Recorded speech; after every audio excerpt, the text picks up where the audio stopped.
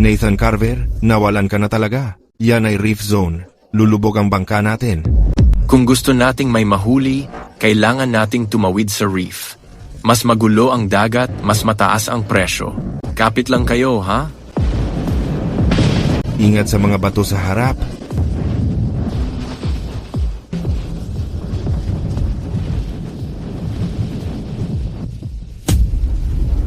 Grabe, nakatawid nga tayo? Haha, tingnan mo ang dami nitong premium na huli. Dapat aabot ng at least 200,000 ang halaga nito. Nathan, dahil sa'yo lahat to. 1 taon na kaming magkasama ng bayaw ko sa bangkang to. Ngayon ang araw na paghahatian natin ang kita. Pag nakuha ko ang parte ko, pwede ko na talagang bigyan ng ginhawa ang nanay at tatay ko pati asawa ko. Makakapagpahinga na rin sila. Ingat kayo sa pagbubuhat niyan. Napakaraming halaga ng kargang to. Kapag may namatay kahit isa, papalag ka sa akin. Brady, magka-partner na tayo ng 1 taon. Ngayon natin paghahatian ang kita ayon sa kasunduan. Oh, alam ko na yan. Tigilan mo na ang pangungulit. Hindi kita lolokohin sa sukli mo. Ayos ang trabaho mo ngayong taon. Oh, ito ang parte mo. Kunin mo na. 40,000? Ano, kulang ba? Brady, nung nagsimula tayong magkasosyo, nagkasundo tayo. Ikaw ang naglabas ng puhunan, ako naman ang gumawa ng trabaho. Hati tayo sa kita, 50-50. 4 na milyon ang neto nating kita ngayong taon. Dapat 2 milyon ang parte ko. Isa ka lang hamak na mangingisda.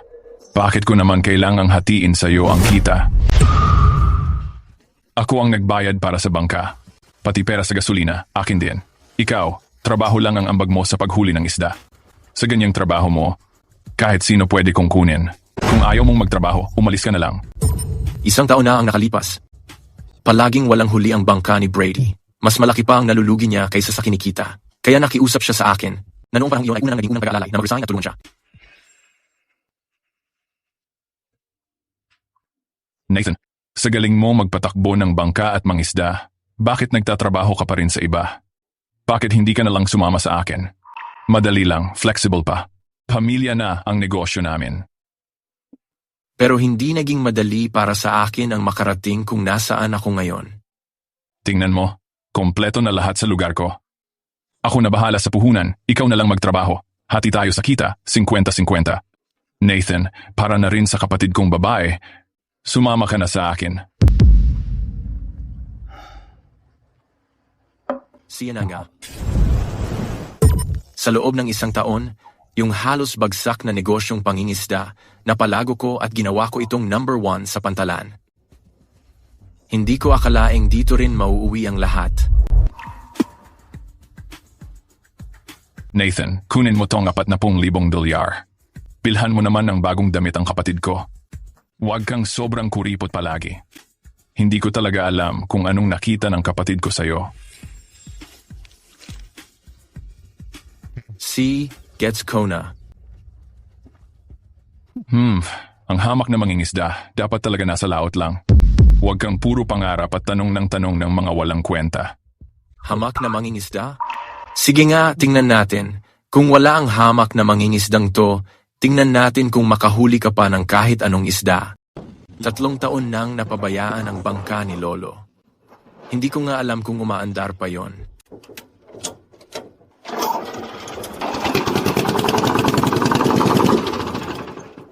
Sobrang tindi na ng kalumaan ng bangka. Mukhang kailangan ng malaking ayos para makabalik sa laot. Ano to? Ito yung navigation log na nawala nung pumanaw si Lolo. Kapag nakuha ko na ang navigation log ni Lolo, kabisado ko na ang mga lugar na to. Handa na lahat ngayon. Kailangan ko na lang ng paraan para makapunta ron. Nathan, sobrang tagal na talagang walang gamit ang bangkang to. Hindi magiging mura ang pagpapaayos nito kung trip mong gawin. Ginoong Cameron, mahalaga talaga sa akin ang bangkang to. Pakibigyan mo ako ng estimate. Mga magkano kaya ang abutin para maayos lahat? Kasama na ang makina, pagpapaayos, at lahat ng bayarin sa rehistro, aabot yan ng ganyang halaga. 100,000? Hindi ko in-expect na gaano pala kalaki ang gastos para sa luma ni Lolo. Hindi ba abala ka kay Brady? Mga bago lahat ang bangka nila. Bakit patuloy mo pa rin inaayos itong luma at sirang to? Gusto ko nang mag-umpisa sa sarili ko. Kung magsosolo ka, papayag ba si Brady? Kahit pumayag siya o hindi, problema niya na yon. Desidido na talaga ako. Haha, ang tapang mo. Astig ka. Pero itong hanap buhay na pangingisda, hindi madali ang daan dito. Ginoong Cameron, napag-isipan ko na lahat.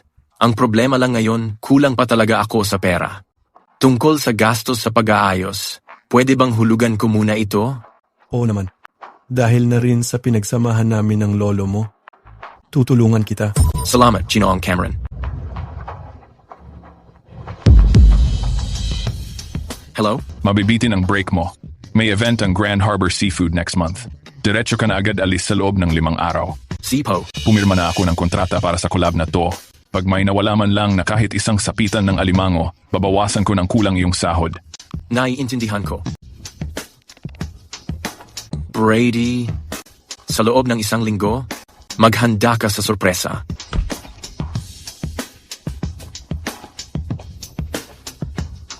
Bakit ngayon ka lang umuwi?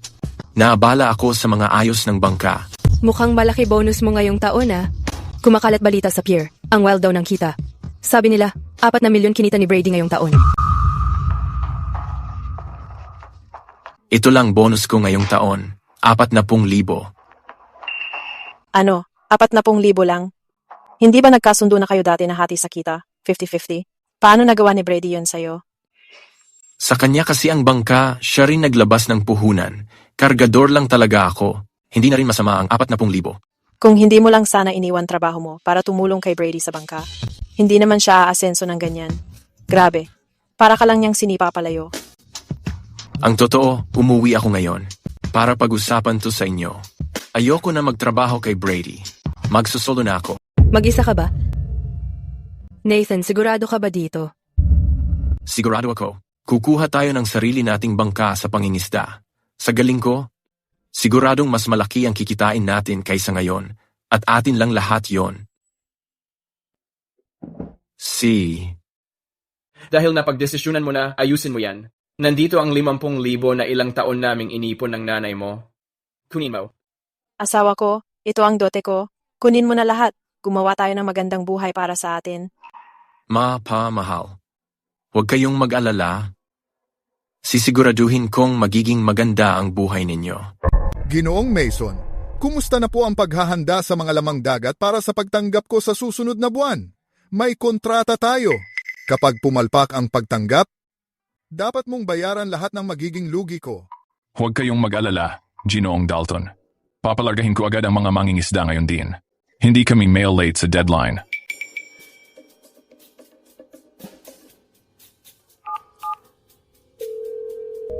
Ang tinatawagan ninyo ay abala sa ngayon. Ang inutil na walang kwentang lalaking to. Palaging palpak kapag ganitong oras.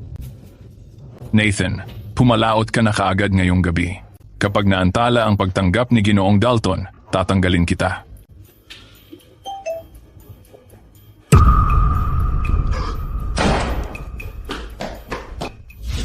Ginoong Mason, may problema?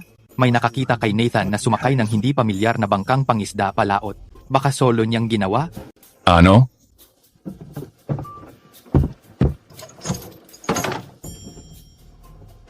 Mahal, aalis na ako. Ingat kayo diyan. Kapag nagloko si Brady sa inyo, tumawag kayo sa pulis. Sige, mahal. Mag-ingat ka palagi. Pagod na ako. Nasaan na siya?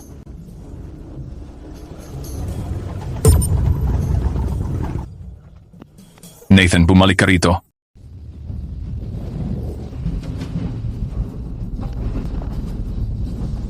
Tama si Lolo. Ang swerte ay kakampi ng matatapang. Maayos nga ang bangka ni Brady pero duwag siya. Sa mababaw lang siya nangangahas magtapon ng lambat. Wala nang isda doon, matagal nang naubos. Lumaman ang bangka na ito pero malalim ang ilalim niya. Sakto ito para makadaan sa masikip na Dragonback Cove. Honey, Mama, Papa, ang pera ninyo na pinaghirapan, hindi ko hahayaang masayang lang. Hanapin sila. Hanapin mo sila. Kailangan mapuno ang mga kahon ng pagkaing dagat kahit anong mangyari. Ginoo Mason? Lahat ng kapitan natin puro palusot, ayaw sumama. Hindi nila makita ang pwesto ng magaganda at malalaking grupo ng isda. Mga palpak, puro palpak ang mga yan. Si Craig Dalton ang pinakamalaking negosyante sa pagkain dito sa bayan. Kapag pumalpak ang event na to, tiyak na lagot ako sa kanya. Nathan, ang tapang mo talaga. Tingnan natin kung anong kayang gawin ng luma mong bangka na yan. Kapag lumulubog ka na sa dagat, tingnan natin kung sino ang tutulong sa'yo.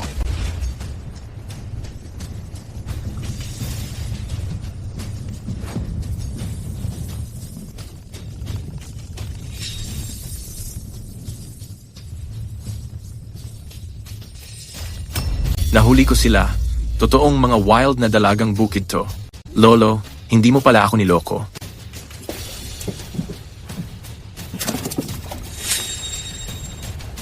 Sa isang huling ito, aabot to ng 200 libra. Sa kasalukuyang presyo, pwedeng matakpan ng isang pasada lang na to ang halos lahat ng gastos sa pagkukumpuni. Brady, hindi mo siguro inakalang na yung iniisip mong wala ng pag-asa ay isa palang ginintuang pagkakataon.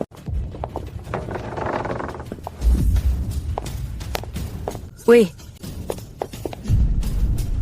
Ate, grabe si Nathan ngayon ah. Ang tapang niya sumabakulit gamit yung lumat bulok na bangka. Gusto niya yatang mamatay? Brady, kapal din ang mukha mong magpakita dito. Tinanggalan mo ng parte si Nathan. Ngayon na siya na lang mag-isa, wala ka nang pakialam. Umalis ka na dito. Solo trip? Alam mo ba talaga ang mga patakaran dito sa pier? Kahit kailan, hanggat wala akong pahintulot. Hindi siya makakabenta kahit 1 kilo ng isda. Kung matalino ka, sabihin mo sa kanya na bumalik agad sa pantalan. Iabot mo sa akin yung huli niya at baka pagbigyan ko pa siyang makalusot ng madali. Brady, si Nathan ay bayaw mo. Paano mo nagagawang maging ganyan, kakawalang puso? Bayaw, kahit sino na humarang sa kita ko, kalaban ko. Ate, huling beses ko na itong babala sa'yo. Sabihin mo sa kanya na umuwi siya dito bago maggabi at harapin ako. Kung hindi, wag mo akong sisihin kung kalimutan ko ng magkamag-anak tayo. Sisiguraduhin kung hindi na makakabalik sa dalampasigan yung lumang bangka niya.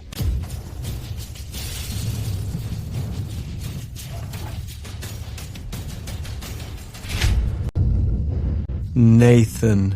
Nathan, bakit ang tagal mo?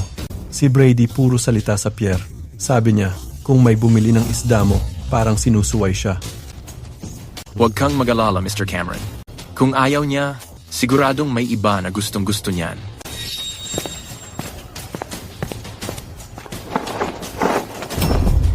Uy, mga wild na dilaw na croaker ba to? Ang dami. Grabe. Parang sinugod mo yung pugad ng Dragon King. Mr. Cameron, pakiusap. Tulungan mo akong kontakin si Mr. Dalton ng Grand Harbor Seafood. Sabihin mo sa kanya na may bagay ako na siguradong kailangan niya. Sige, sandali lang. Pupunta ako. Ginong Dalton, bigyan mo pa ako ng kalahating araw. Pangako, pinakamagagandang lapu-lapu at ulang ang ipapadala ko. Brady, wala akong oras para sa kalokohan mo. Kakatanggap ko lang ng tawag. May isang tao raw sa lumang pantalan na may. Isang kabin ng pinakamahal na wild yellow croaker. Kung hindi mo kaya kunin yan, pupunta ako doon mismo para pirmahan ang kontrata. Wild yellow croaker? Paano pa meron niyan sa karagatang to? Si Nathan ba? Hindi, imposible talaga. Yung lansya ng gago na yon hindi makakarating ng ganoon kalayo. Ako na mismo ang pupunta para tingnan kung siya nga. Brady, ihanda mo na ang pambayad sa penalty kapag naputol ang kontrata.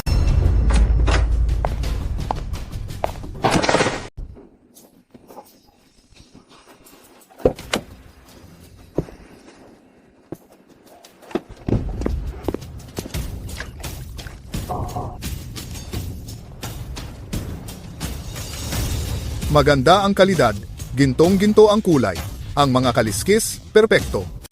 Galing talaga lahat ito sa Dragonback Cove. Talagang dekalidad ang mga ito. Ikaw si Nathan, tama ba? Magaling talaga ang mata mo, Mr. Dalton. Ako nga si Nathan. Pasado ba sa panlasa mo ang mga isdang to? Haha. Oo naman, pasado. Kailangan ko ng pambato para sa reception ko. Bibilhin ko lahat. Magbabayad ako ng 20% mas mataas kaysa karaniwan. Simula ngayon, ang Dalton Group na ang kukuha ng isda mo. Ito ay isang minahan ng ginto. Ginoong Dalton, hindi mo pwedeng gawin to. May pinirmahan tayong kontrata. Hindi mo pwedeng bilhin ang isda niya.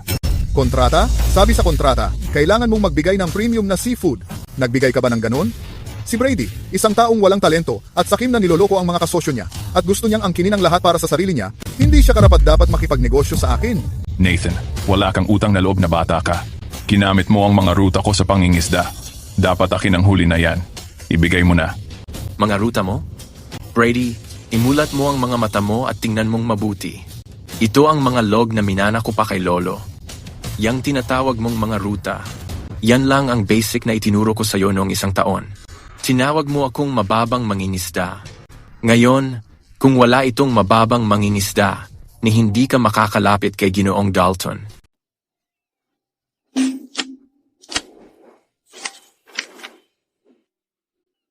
Honey Mapa, ito na ang pera galing sa huli natin ngayong araw. 300,000 lahat yan. Nag-down ng bayad si Ginoong Dalton para sa susunod na buwan. Hindi lang natin nabawi ang ginastos sa pagkumpuni ng bangka. Pwede na rin tayong magpaayos ng lumang bahay. Love, alam ko talaga na kaya mo to. Tingnan natin ngayon kung sino pa ang magmamaliit sa atin. Simula pa lang to. Plano ni Brady na siya lang ang maghari sa pantalan. Ipapakita ko sa kanya kung sino talaga ang totoong may-ari ng dagat na to. Ang saya lang na nandito ka na ulit, Nathan. Simula ngayon, dun na lang sa malapit sa pampang tayo mangingisda. Huwag mo nang ipagsapalaran ang buhay mo, ha? Ma, huwag ka mag-alala. Nagets ko na talaga ngayon kung paano gumagana ang lahat. Paangat lang talaga ang buhay mula dito. Hon, basta sapat ang pera natin, ayos na. Habang wala ka nitong mga nakaraang araw, palagi akong nananaginip ng malalaking alon. Isama mo si Ginoong Cameron kapag lalabas ka sa dagat mula ngayon. Magbantayan kayo sa isa't isa. Sige, ikaw ang masusunod.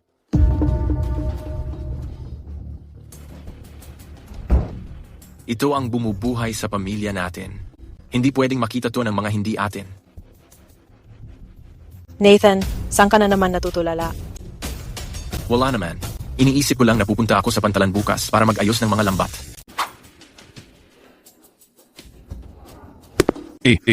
Bumalik na ang bida. Narinig ko, kumita ka raw ng malaki nung isang araw. Nathan, may tinatago ka bang bagong pinangingisdaan? Sinuwerte lang ako, sambahan yata at may nahuling grupo ng isda. Swerte? Hindi ka nga makadali ng maliit dati, tapos biglang naging eksperto ka na. May mga patakaran dito sa dagat na to. Dapat hati-hati sa magagandang spot. Huwag mong akalain na pwede mong suluhin lahat. Hindi sa'yo ang dagat. Kung sino ang nagsisikap, sila ang nagkakaisda.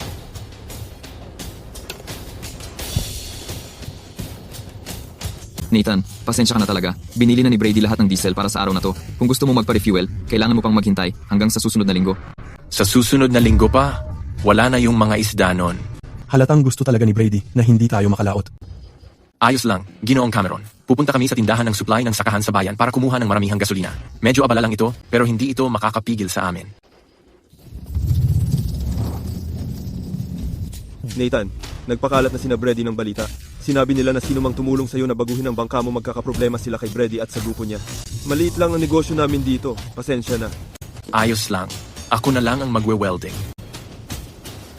Brady, kung akala mong pipigilan mo ako sa pagputol ng supply ko, yung mga ideya na nasa utak ko, hindi mo yun kayang kunin kahit kailan.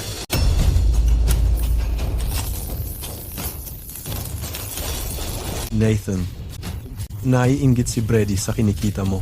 Baka wala siyang karapatang bilhin ang lahat ng huli, pero meron siyang malalaking bangka na nakaharang sa pantalan buong araw. Halos hindi na makaalis o makapasok ang maliliit naming bangka. Hayaan mo siyang magpanggap na matapang kung gusto niya. Naalala ko, sabi ni Lolo, yung iniwang kanal sa may timog ng lumang pantalan, pwede daw daanan kapag mataas ang tubig. Punong-puno ng matutulis na bato dito. Walang sumubok pumunta dati. Natatakot masabit ang mga lambat. Ginoong Cameron. Nasa ilalim ng mga batong yon ang matatandang lapu-lapu. Hindi tayo gagamit ng malalaking lambat. Gagamit tayo ng long line.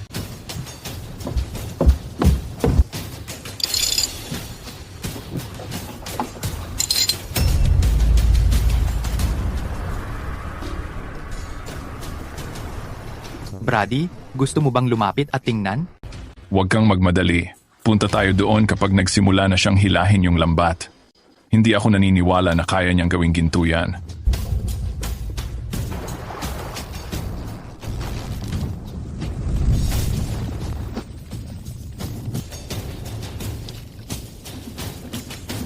Grabe naman. Isa sa mga isdang to, katumbas na ng buong huli natin dati.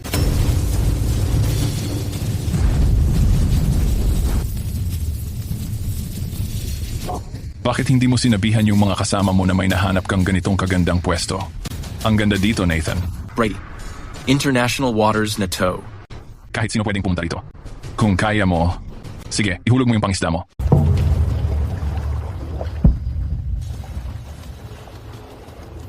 Ibaba mo ang kawil mo malapit sa kanya. Bakit parang puro sabit? Nathan, may kalokohan ka bang ginagawa? Wait. Brady, parang laberinto ang mga bato dito sa ilalim. Kung wala kang mata para dito, huwag mong pasukin ang trabahong to. Ginong Cameron, hilahin mo na ang angkla at bumalik na tayo.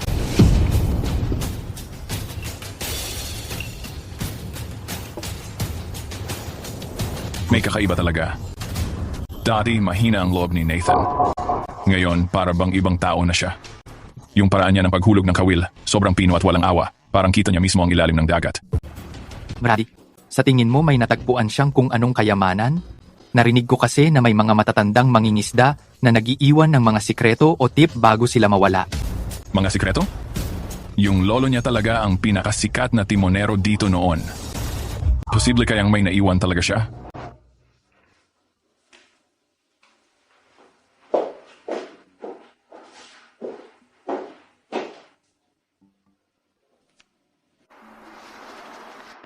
Nathan, inasar ka na naman ba ni Brady Mason ngayon? Selos lang talaga siya, mahal. Napag-iisipan ko kasi, kailangan natin bumili ng medyo mas malaking bangkang kahoy na pangisda. Palakasin natin yung katawan ng bangka. Masyadong maliit na kasi itong gamit natin ngayon. Laging delikado pag naglalaway ng alon si Brady. Sige, bibilhin natin yon pag sapat na ipon natin. Basta ligtas ka, ayos lang kahit ano.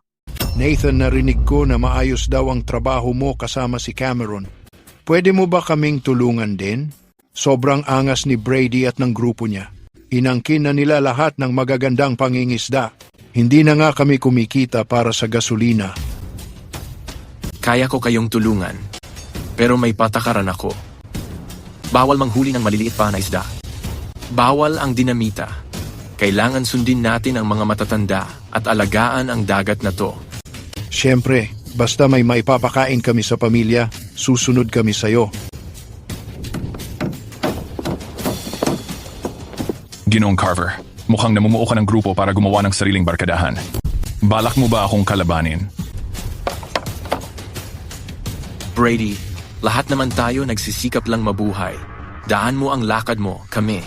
Dito lang sa aming mga bangka. Basta wag mo lang lalampasan ang hangganan. Hindi tayo mag-aabala sa isa't isa. Nathan, mas mabuti pang ipagdasal mong hindi ka mauubusan ng swerte kapag nalaman kong may tinatago kang anumang yaman at hindi mo ibinigay. Hindi ka na magtatagal dito sa pantalan na to.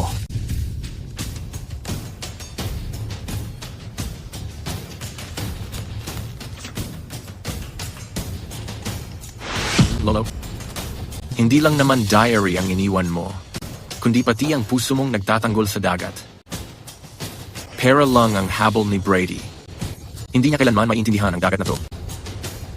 Pinag-iisipan na ni Brady, kailangan ko maging mas maingat. Hindi pwedeng mapunta ang notebook na to sa kamay ng isang katulad niya. Ay. Abala ka ba, Nathan? Inaayos ang kalsada ngayon. Brady, pampublikong kalsada to. Anong karapatan mo para harangin to? Sa lugar na to, lahat ng sabihin ko, batas. Nathan, kapag hindi mo kagad inalis yung mga isda, sa init na to, mabubulok lang yan sa mga kahon. Ginoong Cameron, ibalik mo na lang ang mga isda. Babalik? Eh di nasayang lang lahat ng biyahe natin. Hindi tayo dadaan sa kalsada.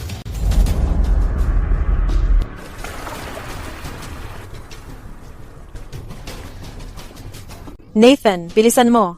Naghihintay na ang driver ng refrigerated truck sa may South Bridge. Ay, paano ko ba naman nakalimutan ang lumang daanang to? Medyo makitid nga lang. Pero pag mataas ang tubig, makakadaan naman tayo. Akala ni Brady pag hinarangan niya yung daan, tapos na kami.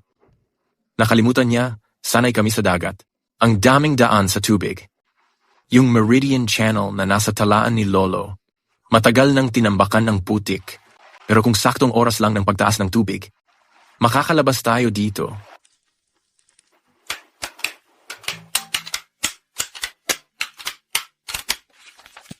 Nathan, hindi ka nahuli ni Brady ngayon. Siguradong nababaliw na yon.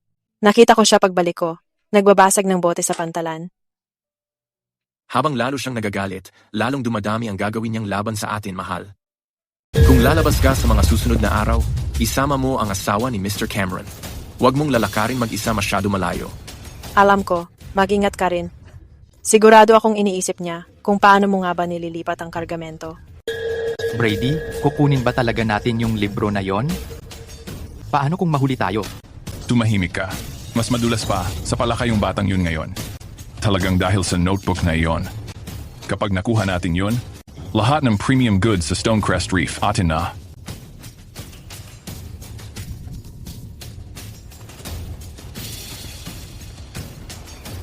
Sino yan? Aray. Tumakbo ka. Brady, anong iniisip mo? Kung gusto mo uminom, sabihin mo lang sa akin. Bakit ka umaakyat sa tangke ko ng tubig? Narinig ko na yung kupal na si Brady. Nahulog sa tangke ng tubig ni Nathan kagabi. Malamang, sinusubukan niyang magnakaw ng isda. Nathan, maghintay ka lang. Hindi pa tapos to. Hindi na siya makapaghintay. Pero ayos lang yan. Habang mas desperado ang mga galaw niya, mas mabilis na masisira ang pangalan niya dito sa barangay. Ginoong Cameron, bukas ang spring tide. Ayon sa mga tala, kapag ganitong panahon, lumalabas ang ginintuang kaliskis sa hilagang bahagi ng Stonecrest Reef. Ginintuang kaliskis? Ang tinutukoy mo ba ay yung pinakamahal na yellow striped fish? Matagal na akong hindi nakakita nun. Baka hindi yellow stripes, pero sigurado malaking isda na mahalaga yan. Kailangan nating maghanda ng espesyal na mahahabang linya. Gamitin mo ang pumis imbes na tingga na pabigat.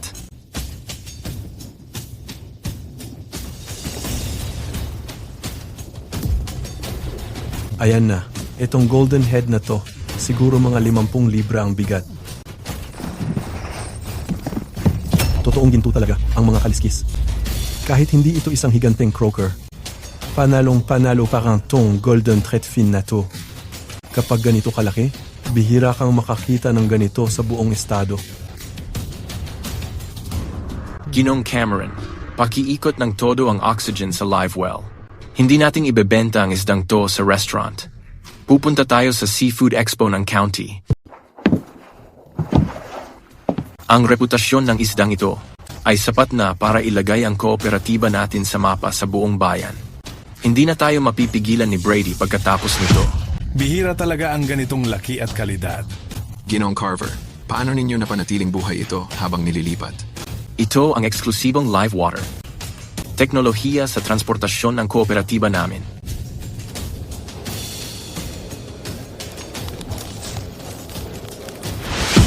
Ginoong Atkins, tingnan mo yung tao na yon. Inaagaw niya ang spotlight mo. Kapag ipagpatuloy pa niya to, ang supply ng seafood sa bayan, wala nang matitirang pwesto para sa'yo. Isang maliit na mangingisda lang yan. Hindi makakagawa ng totoong ingay sa industriya. May sikreto siyang paraan. Palagi niyang natutuklasan ang mga pinakamagandang lugar ng pangingisda na walang ibang nakakahanap. Ginoong Atkins, kung bibigyan niyo lang ng kaunting pressure, ang supply chain niya, sigurado akong makukuha ko ang sikreto niyang yon. Sige, kakausapin ko ang ilan sa mga malalaking kumpanyang logistic. Nathan, tumawag lang ang manager ng kumpanya sa logistics at sabi nila hindi na raw nila kukunin ang mga shipment natin. Bakit? Hindi pa nga tapos ang kontrata natin. Sinasabi nilang kulang daw ng truck. Pero kitang-kita namang may nananabotahe sa atin. Siguradong nakahanap si Brady ng malakas na kasosyo. Hon, huwag kang mag-alala. Dahil ayaw nilang kunin, bibili na lang tayo ng sarili nating mga truck. Habang tumitindi ang pressure, Mas malakas ang balik niya, Brady. Akala mo ba, kapag nagpasok ka ng malakas na manlalaro, madudurog mo ako? Hindi mo kilala ang dagat. Hindi yan sumusunod sa mga malalakas na tao. Nathan, parang naistorbo ang radar. Ang daming nakatagong batong pangkalso sa paligid. Kailangan natin agad maghanap ng pwesto para mag-angkla. Huwag ka mag-alala, Mr. Cameron. Pakinggan mo ang mga alon. Matalas ang tunog ng alon kapag tumatama sa mga bato. Malumanay pag sa dalampasigan tumatama. Brady, parang may mga bato sa harap natin. Mababangga na tayo. Iliko mo. Iliko mo na ngayon.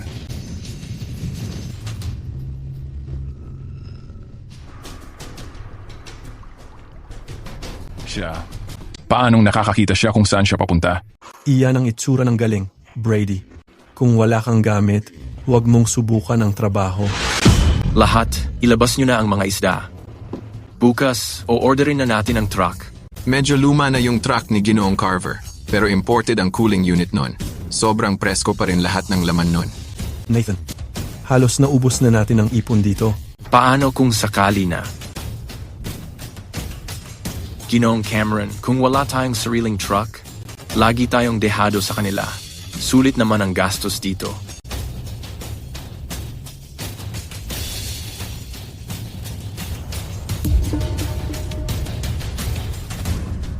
Sir, sarado ang kalsada. Hindi makakadaan ang mga truck. Daan ka na lang sa ibang ruta. Ayos naman ang daan kaninang umaga nung nandito ako. Bakit biglang sira nung bumalik akong may dalang truck? Pumili ng truck si Nathan. Mukhang astiga. Pero sabi ni Ginoong Atkins, para daw sa transport business dito sa lugar na to, kailangan ng permit. May permit ka ba? Sobrang kapal ng mukha nilang harangin ang kalsada. Di naman pwede na ibaon lang natin ang truck natin sa labas ng baryo habang buhay. Hon, sabi ni Lolo sa mga notes niya, dati raw kasyang-kasya sa lumang daanan ng asin sa likod ng burol yung mga karwahe, 50 taon na ang nakalipas. Paano kaya ang truck? Pinuntahan ko doon kanina hapon. Basta maglatag lang tayo ng mga bato, makakalusot ang truck natin. Ikaw na sa main road. Ako, may sarili akong daan. Bawat piraso ng lupa dito. Sinukat na lahat ni Lolo para sa akin. Nathan, hindi naman ako nagiging taksil dito. Sabi ni Brady, kung lilipat daw tayo mula sa kooperatiba at magtrabaho para sa kanya, taas daw agad ng 500 ang base sahod kada buwan. Gusto lang talaga niya sirain tayo. Kilala mo naman kung anong klaseng bangka meron siya. Hindi mo ba alam? Lahat naman tayo, ginagawa lang ang lahat para sa pamilya. Hindi ko pipigilan ng sino man kung gusto nilang umalis. Araw-araw tatapusin ang hati ng kita.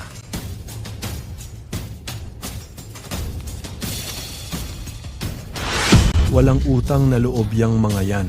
Sino ba ang tumanggap sa kanila nung wala silang makain? Mr. Cameron, ganyan talaga ang mga tao. Magiging tapat lang yan kapag may nakitang pera. Mr. Cameron, kung nagpapakalat ng pera si Brady, mas kailangang tapatan natin ng lakas para hindi niya tayo malampasan. Sabi sa mga tala, kapag yumaman, nagkakawatak-watak ang mga tao. Kapag yumaman na wala, nagtitingin ng mga tao. Basta makatulong ako na makakuha ng mas mahalagang huli. Siguradong magsisisi rin ang mga umalis balang araw. Hindi tayo nangingisda ngayon. Naglalagay tayo ng mga bitag. Sa palengke, ang isa nito, katumbas ng 10 zebra shrimp. Tinatawag silang tie-dyes. Tuwing ganitong panahon bawat taon, tulak ng malamig na agos mula sa malalim na dadala ang mga hipon papunta sa kanal na to. Si Brady at ang crew niya puro Stonecrest Reef lang ang binabantayan. Hindi nila alam na ang dami palang yaman dito sa ilalim. Nathan, tingnan mo, hindi ako nakapag-isip ng maayos kahapon. Wala namang pasahod si Brady. Pwede ba akong bumalik? Sir, pwede ka nang bumalik, pero kailangan nating baguhin ang mga patakaran. Hindi ito tiangge ang co-op. Hindi ka pwedeng basta-basta pumunta at umalis kung kailan mo gusto. Brady, di ba sabi mo kaya mong putulin ang supply niya? Ngayon lahat ng mamahaling hotel sa county ay nag-aagawan sa zebra shrimp niya. Ako tuloy, naiipit sa lahat ng stock ko. Mr. Atkins, wala akong alam kung saan niya nakuha ang kakaibang hipon na yon. Bigyan mo pa ako ng isang chance. Sigurado akong malalaman ko ang sekreto niya. Nathan, sigurado akong may mahalaga kang tinatago. Kailangan ko makuha ang notebook na yon. Brady? Hindi naman tayo nagnanakaw sa bahay niya. Ano bang ginagawa natin dito, sa gitna ng wala? Madalas nang pumunta sa likod bundok ang taong yan nitong mga huli. Hinala ko, dito niya itinago ang mga kalakal. Hanapin niyo ang lugar. Oo. Nathan, sakto ang hinala mo. Talagang pumunta siya sa likod bundok. Tinago ko talaga ang ilang kalawangin na metal na kahon doon. Puno yon ng mga lumang gamit ng lolo ko, pati mga lumang pabigat sa pangingisda na iniwan niya. Hayaan mong maghukay pa siya. Mabubusi siya buong gabi niyan. Ayos na distraction yon. Makakalusot na palabas ng bayan ang mga refrigerated na truck natin ngayon. Mr. Carver, grabe ang bilis ng trabaho mo. Simula ngayon, pang matagalan na agad ang mga kontrata natin. May ipakikilala akong ilang tao sa'yo. Salamat talaga, Manager. Honey, pagkatapos ng kaguluhang to, isasama kita sa syudad. Bibilhan kita ng magagandang damit. Inaasahan na tatama ang bagyo bukas ng gabi. Pakiusap, bumalik na kaagad sa pantalan para maghanap ng silungan. Nathan, andito na ang bagyo. Kailangan nating ayusin ang bangka. Ginoong Cameron, parang kakaiba ang galaw ng bagyong to. Ayon sa mga tala, pag kumurba ang mga ulap at bumaliktad ang hangin, pwedeng biglang lumiko ang bagyo at diretsong tumama sa atin. Brady, sabi sa ulat ng panahon pababa ng timog ang bagyo, siguradong nagkakagulo na ang mga isda ngayon. Ang ganda ng pagkakataon para makahuli ng malaki. May tapang ka bang ilabas ang bangka at sumugal? Bakit naman hindi? Si Nathan, tuwag yon, siguradong nagtatago lang sa bahay. Tara na, linisin na natin lahat ng mga hipong guhit. Brady, magbabago na ang hangin.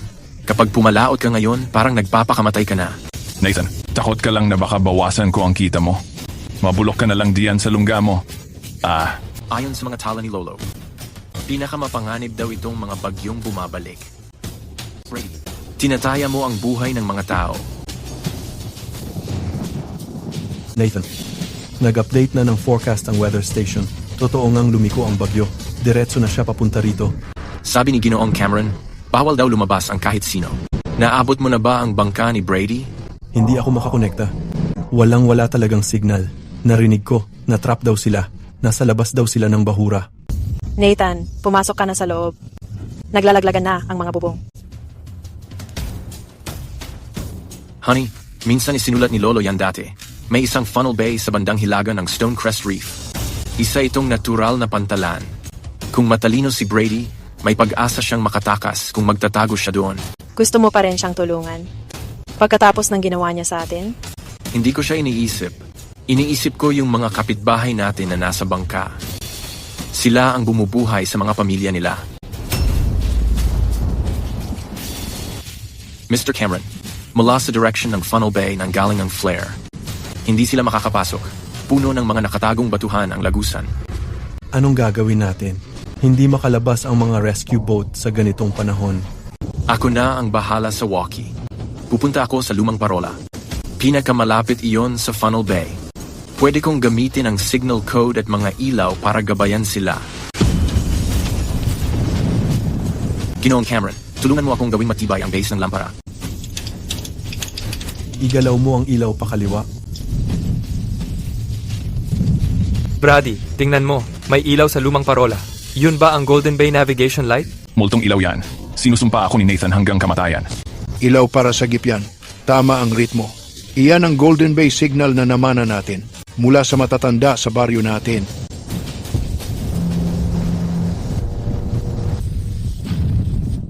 Nathan.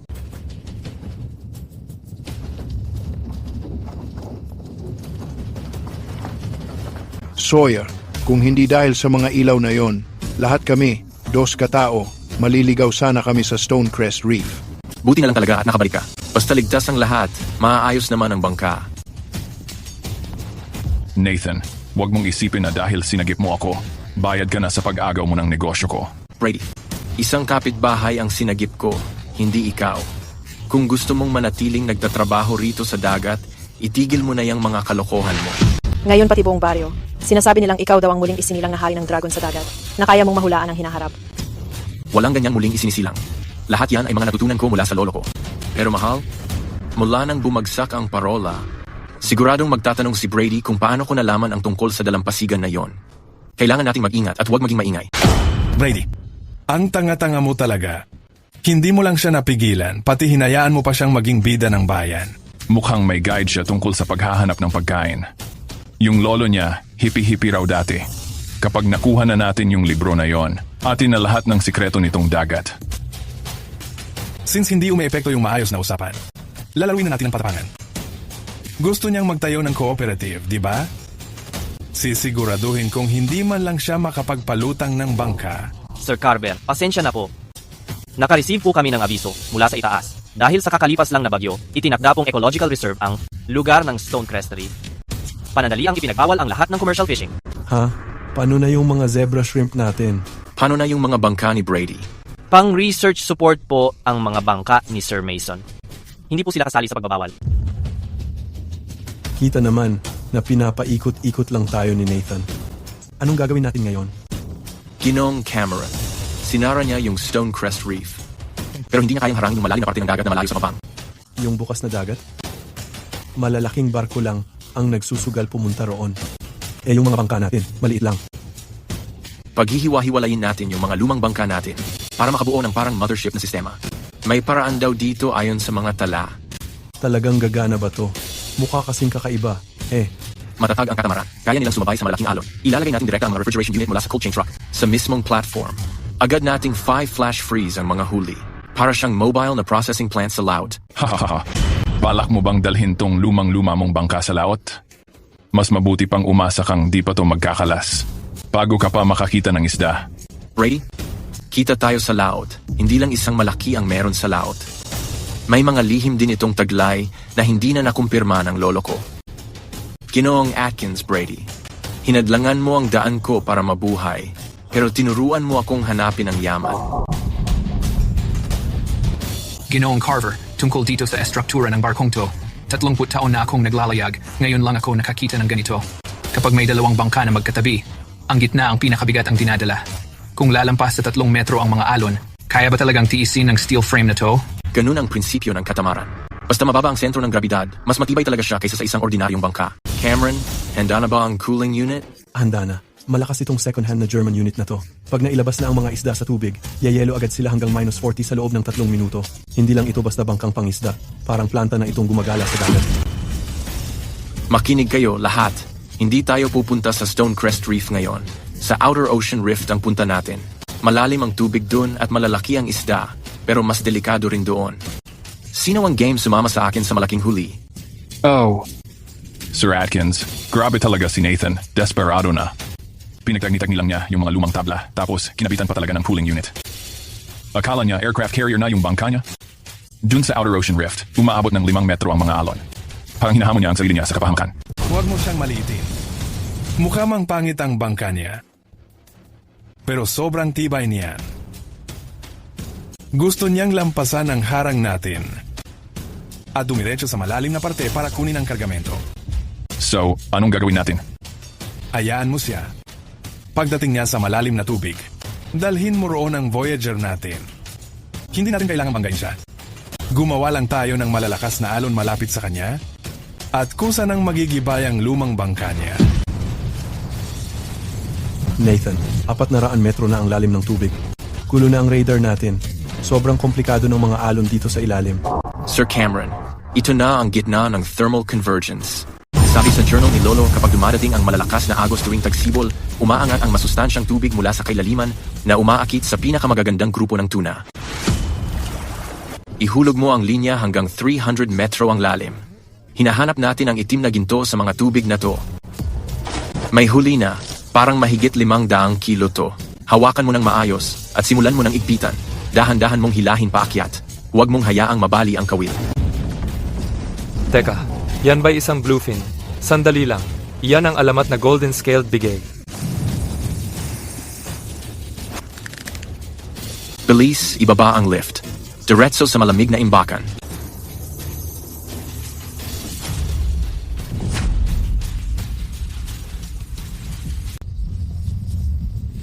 Nathan, kahit hindi sakop ng jurisdiksyon ko ang lugar na to, iniimbestigahan ang barko mo dahil sa umano'y ilegal na mga pagbabago. Seryosong bantayan sa kaligtasan sa dagat. Bilang kinatawan ng kamarang pangkalakal, May kapangyarihan akong isagawa ang agarang pagkuha para sa proteksyon. Brady, lumalampas ka na sa linya. Nandito tayo sa dulo ng internasyonal na karagatan. Anong karapatan mong kunin ang barko ko? Autoridad? Sa dagat na to, ang may pinakamalaking barko ang may kapangyarihan. Banggain niyo sila. Putulin ang mga lubid nila. Nathan, gumagamit na sila ng puwersa. Hindi magtatagal ang bakal na estruktura natin. Anong gagawin natin? Ginoong Cameron, kalma lang.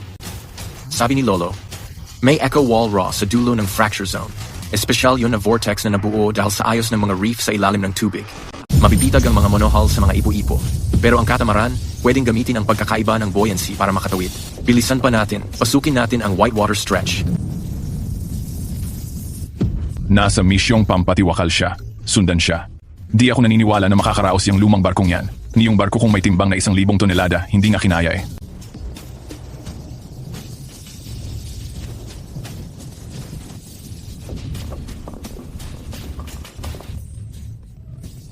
Itigil ang barko. Paatras, bilis. May tagas ang katawan ng barko.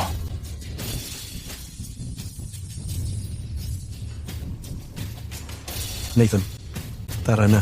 Hayaan mo muna silang maghihintay. Huwag mong sagutin ang distress signal nila. Kontakin mo ang mga kalapit na pangkomersyong rescue team. Talagang ililigtas mo siya? Hindi dahil sa awa ang pagsagip sa kanya. Negosyo lang ito.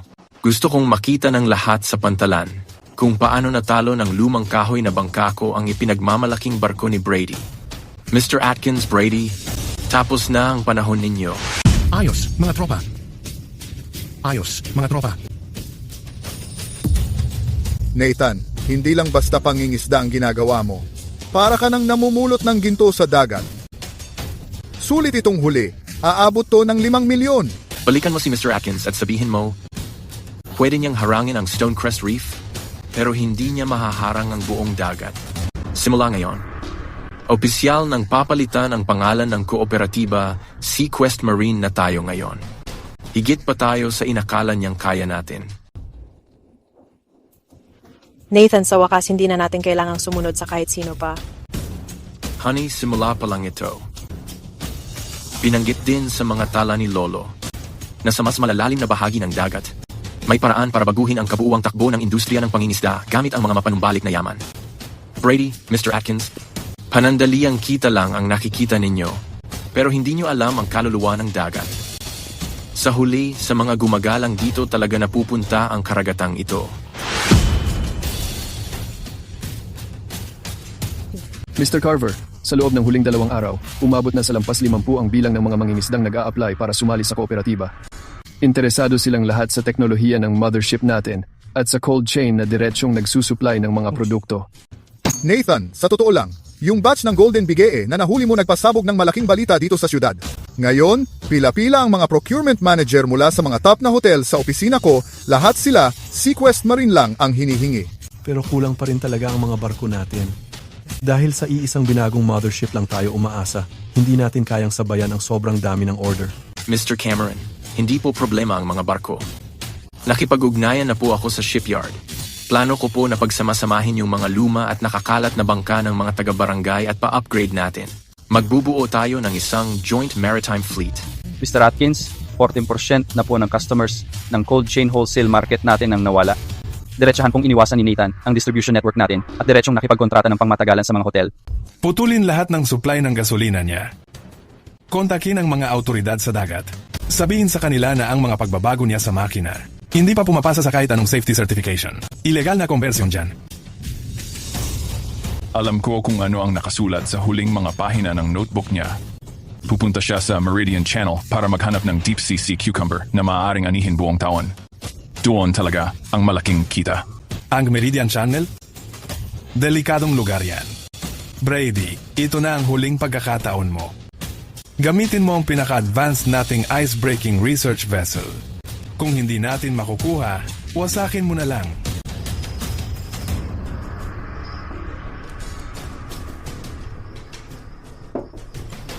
Nathan, may malalaking galaw si Mr. Atkins. Narinig ko na binili na nila lahat ng diesel dito sa buong bayan at mas mataas pa ang presyo. Baka hindi na makaalis ang mga bangka natin bukas. Akala niya, kapag kontrolado niya ang krudo, kontrolado na rin niya ang dagat. Pero nakalimutan niya, sa mga tala ni Lolo, isinulat niya kung paano maglayag gamit ang lakas ng tubig. Totoo bang pupunta ka sa daan ng Meridian? Lahat sinasabi, 100 daan lang yun, wala nang balikan. Hindi yun ang dulo, yun ang simula. Kapag nalinis ang daan ng Meridian, diretso na tayong makakakonekta sa agos ng dagat. Hindi na natin kailangan gumamit ng maraming krudo kapag nangingisda. Susunod na lang tayo sa agos. Para ito sa kabuhayan ng mga susunod pang henerasyon dito sa baryo natin. Kailangan ko talagang pumunta. Nathan, parang may kakaiba sa hamog na to. May amoy asupre. Yung mga bato sa ilalim, parang mga pangil na matutulis. Sigurado ka bang papasok tayo? Ngayon na ang tamang oras. Sa loob ng 3 minuto habang humuhupa ang alon, magkakaroon ng malalim na lagusan sa pagitan ng mga batuhan. Lahat ng tauhan, makinig.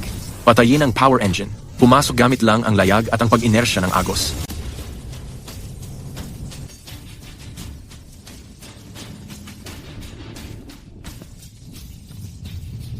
Nathan, luma na ang paraan mo. Tingnan mo tong satellite obstacle avoidance system namin. Anong nangyayari? Walang silbi ang navigation. Ginoong Cameron, Todo Liko Pakaliwa. Pumasok sa Echo Canyon.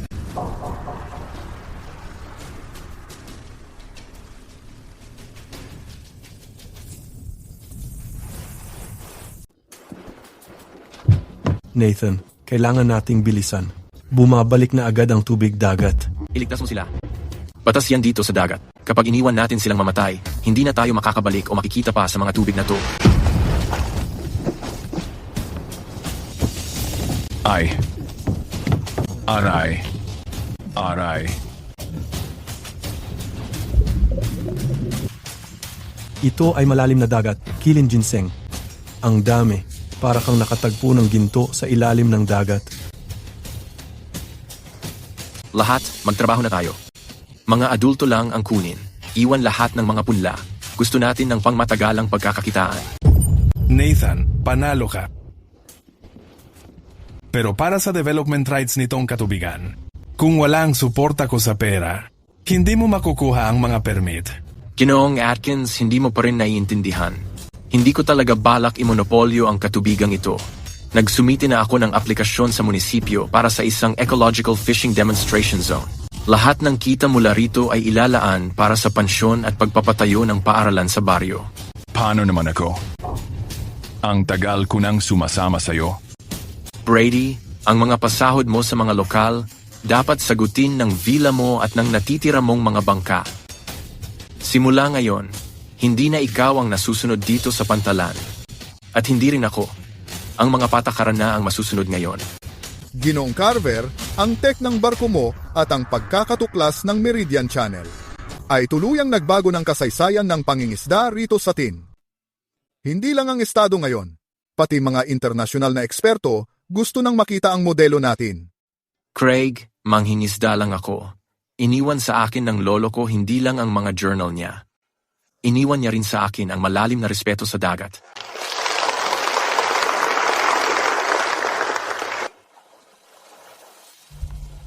Nathan, magsisimula na bukas ang pangingisda. Narinig ko umalis si Brady papuntang probinsya para magtrabaho.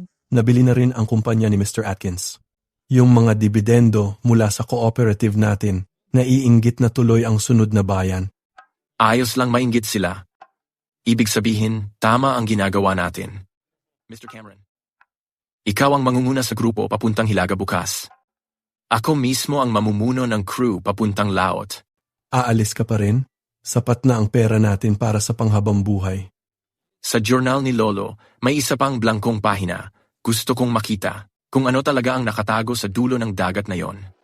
Lolo, ngayon ko lang talaga naintindihan. Ang isang magaling na journal, hindi lang tungkol sa kung saan nahuhuli ang isda, kundi kung paano mapapanatili na laging merong isda sa dagat.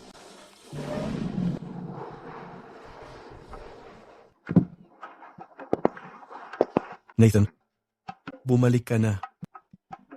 Ginoong Cameron, tingnan mo ang dagat. Mas bughaw pa kaysa noong bata pa tayo. Ang dagat na to ang bumuhay sa mga ninuno ko. At siguradong bubuhay din yan sa mga anak ko. Hanggat nirerespeto natin ito, lagit-laging may sagot ang dagat.